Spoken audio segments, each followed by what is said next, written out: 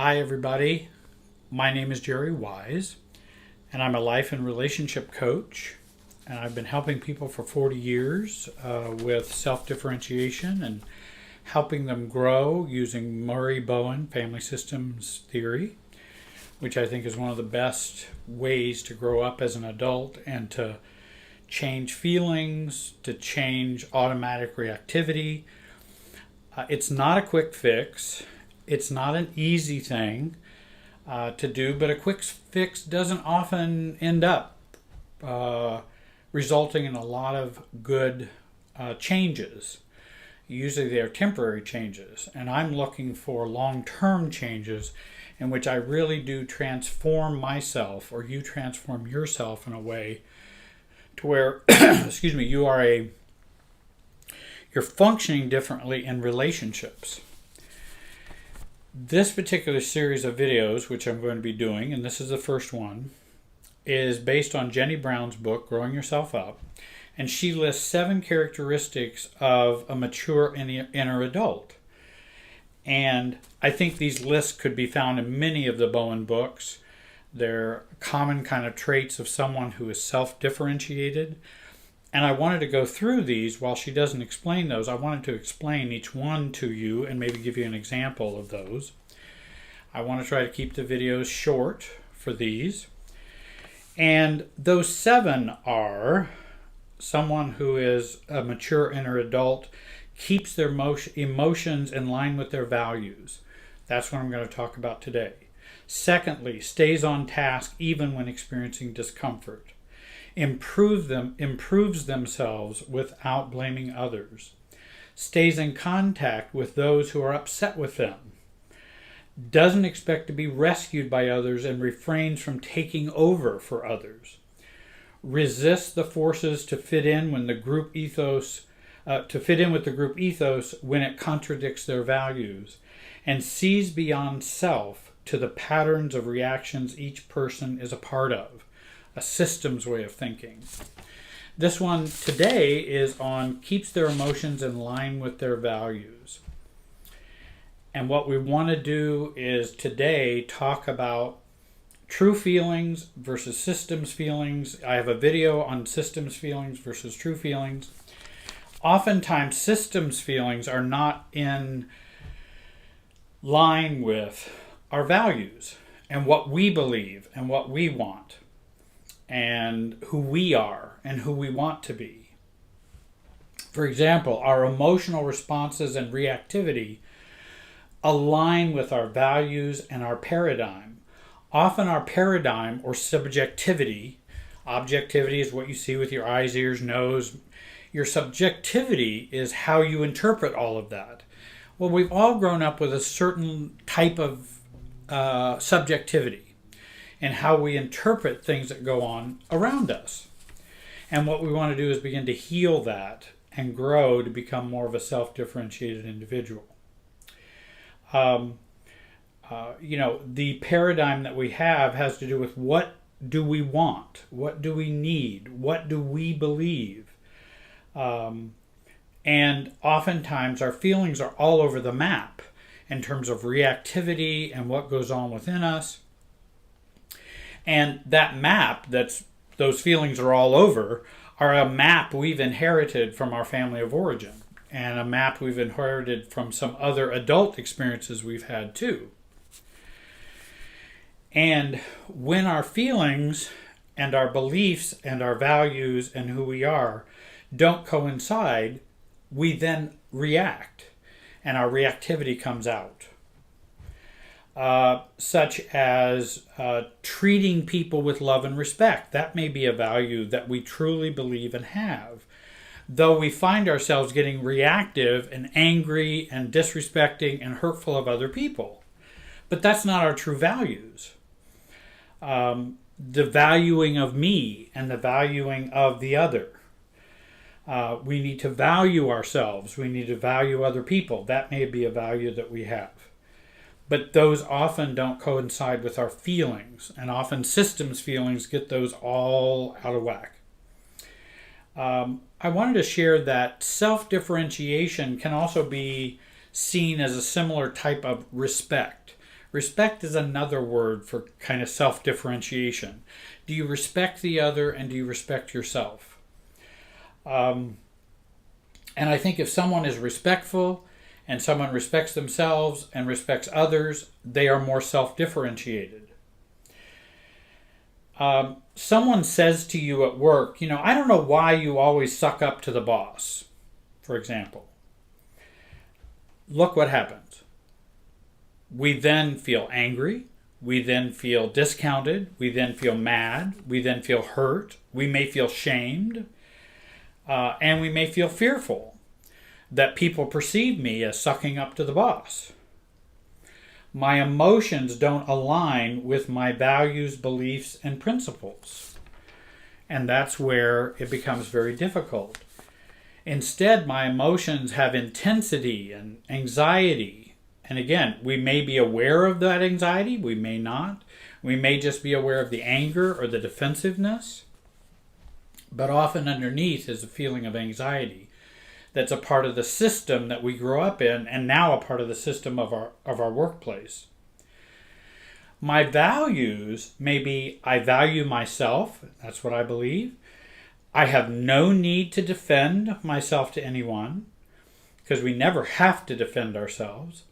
We do need to have self-protection and self-care, but that's different than defending ourselves. Others can have opinions that are different from mine. That's a value. A value may be, I don't want to absorb what others' feelings are or beliefs. I want to observe them. That may be a value. And that I have a value that many people project on me, to me, on top of me. And it is better to be calm. And so calm is a value. Calm is something I want to work on to be more self-differentiated. When we have those feelings or reactive feelings, we want to explore those emotions that are not in line with my values. Because if I feel shamed and guilt, well, why is my self-esteem so low? Why do I value myself so little? By this one comment triggers me into that low self-esteem that I feel. Versus being that desired, intentional inner adult that I want to be. And we find ourselves that happening with a lot of interactions we have with people. Let me give you another example. The boss gives an unfair evaluation, not reflective of your efforts, and maybe even a little shaming. I've certainly been in on those kinds of evaluations before, having worked at a number of hospitals and a number of places. And then we go into a shame spiral. We get defensive. It feels very parental, and then we have a lot of anxiety. We may have anger with it. And again, it's not reflective of my values. And you say, well, how is that not reflective of my values? Isn't that just automatic? Well, yes, it feels very automatic. But that doesn't mean it has to always stay automatic. As we begin to self-differentiate and to detach and to reduce enmeshment, we then can stay more with our values and what we truly believe, and can think more if we can calm down. Because my values are, I value my work and myself. I can stand up for myself without reactivity. I want to be, a value is I want to be my age and act my age as an adult. I want to see me as valuable as I see the boss. Because oftentimes what happens when we get that negative evaluation, we then overvalue the boss and undervalue ourselves. And that's not a value that I want to hold on to. He or she is as important as I am. I am as important as they are. Being kind is another value I would have. Accepting of others, even their wrongness, and to not work to change them. That's a value. That I can accept the wrongness of others. That's where they're at, but I stay on my side of the tennis net and go, but this is how I would handle it, and this is how I would respond to them. And so with the boss, we might then have other feelings that we can share that are more in line with our values. Number one, well, I feel disappointment because I thought I was doing a good job. So I feel disappointed that the boss sees me that way. Not shamed, but disappointed. Or I might share confusion with the boss. That's a feeling more in line with my values. I'm not sure I know why we have all of these negative things, and yet my positive things are not being reinforced in there, so I'm confused. Or we may want to share how we see it differently, to the boss. Well, I understand that's how you see it. I do see myself differently than that. And also, if we share our feelings in line with our values, we don't tend to become too vulnerable with them. Because oftentimes if we get angry, get reactive, well, then that just reinforces a negative view that someone else has of us. And it reinforces and plays into the system and keeps that negative view of me going. So we want to risk being too vulnerable with reactive feelings or systems feelings. I want to share a desire to be a good and effective worker to the boss, and that I certainly accept reasonable feedback and actionable feedback. I have no trouble with feedback and no trouble with things I might need to change. I'm very open to that because my values are I want to be a good employee. There's nothing wrong with that. The boss may say, well, some people report you're not sharing your part of the workload. You're being lazy or not working hard enough. And again, I want to, instead of being reactive and full of shame, I want to observe what the boss is saying, not absorb it, and I want to ask for observations and actionable steps. Like, well, what tells you that? What indicators are there for that? And is there something I can do differently? Rather than just a shaming statement, you're just not carrying your end of the load. Well, I thought I was working really hard. And so I'll need to have more information from the boss. So to get our emotions in line with our values, we want to identify our values. What are your values? What are your beliefs? What are your principles? What are those things that you have chosen that are important to you and that you value? Identify how your feelings don't reflect those values, such as shame and guilt and all those kinds of things that often come from our past. Explore the history of those feelings. Where did they come from? When did I believe that I should feel shamed if I am criticized? When did I start believing that? And can I go back and begin to resolve and heal those times and those episodes? View your beliefs, values, etc. separate from your boss. For example, and also those reactive feelings.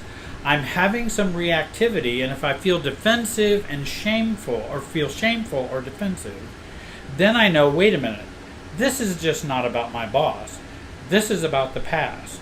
And I'm not going to be vulnerable and share with him my shame and my defensiveness, because that's not going to help me be more of an adult. It's only going to make me more vulnerable, and I will also look more immature, and I don't want to do that. He feels a lot like my dad growing up, but he may just be a clueless, immature boss. And again, that may mirror dad, but they're separate, and so we want to keep some knowledge between the two. Be strategic and not reactive. The other thing I have done also is to put things on hold for a moment so that I can get more calm, get less reactive, and then be strategic. Well, boss, I wanted to hear you out. Can I take what you've told me and think about it for a minute, and then I'd like to come back and we can talk about that. Give yourself a break. Don't move too quickly emotionally. Slow the process down, as I've also talked about in other videos. And I think this is one of the first core characteristics of a mature adult, is that their emotions are in line with their values. The next video I want to share with you is staying on task even when we experience discomfort. And that's going to be a very important one. I hope you'll join my website. I hope you'll join one of the plans on the website. I'm on Facebook, Twitter, Instagram, and I've just been having calls with the Silver Plan folks who have joined my website. We had a wonderful call together. It's kind of a group process that's affordable for a lot of people. I hope you'll check that out. There's also exclusive content on my website because I'd like to get as much of this information out to folks as I can. I hope today has been a help to you. Have a great day.